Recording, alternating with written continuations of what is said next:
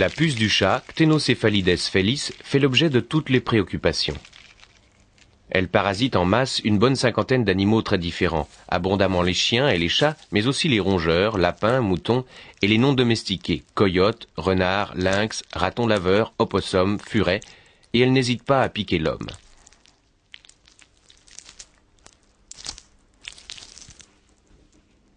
Il semble que la puce ait des accouplements multiples. Elle copule déjà dès la sortie du cocon. La puce femelle copule sur le dos du mâle. Le mâle possède un appareil génital très élaboré.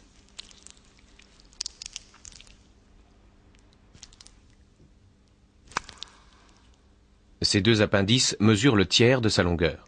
L'un sert à maintenir la femelle pendant l'acte, l'autre d'organe reproducteur. La femelle, quant à elle, dispose d'une spermathèque située à l'arrière de son abdomen. Elle conserve ainsi bien à l'abri les spermatozoïdes pendant plusieurs mois, lui permettant de vivre en parfaite amazone tout en procréant à volonté avec un taux de fécondité exceptionnel. Cette particularité biologique a été ainsi utilisée pour tester l'efficacité des premières pilules contraceptives féminines. La puce pond plus de 800 œufs pendant sa vie.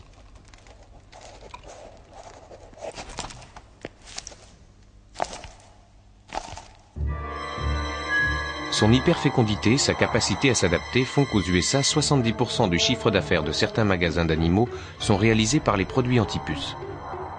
Une véritable course au brevet est engagée par les laboratoires. Parmi l'arsenal des nouveaux produits, de nouvelles molécules redoutables réussissent en se glissant dans la cuticule du parasite à le tuer en le surexcitant. La puce est capable de faire des bonds qui représenteraient pour un homme un saut équivalent à la hauteur de la tour Eiffel avec une accélération 50 fois supérieure à celle de la navette spatiale, ce qui représente une force de gravité de 140 G, alors qu'un pilote de chasse supporte difficilement plus de 6 G. 2, 1, 0.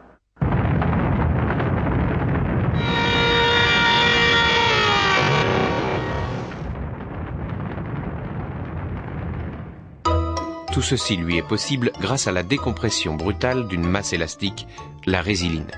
Elle est située comme deux ressorts entre son thorax et ses pattes arrière.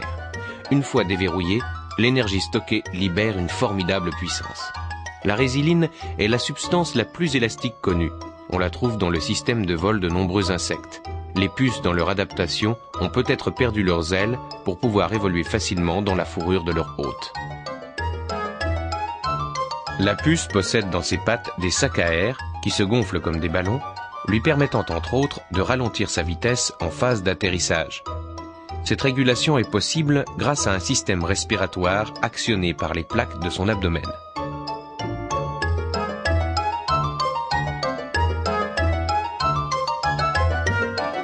La puce peut sauter plus de 600 fois par heure, ce qui en fait une remarquable bête de cirque.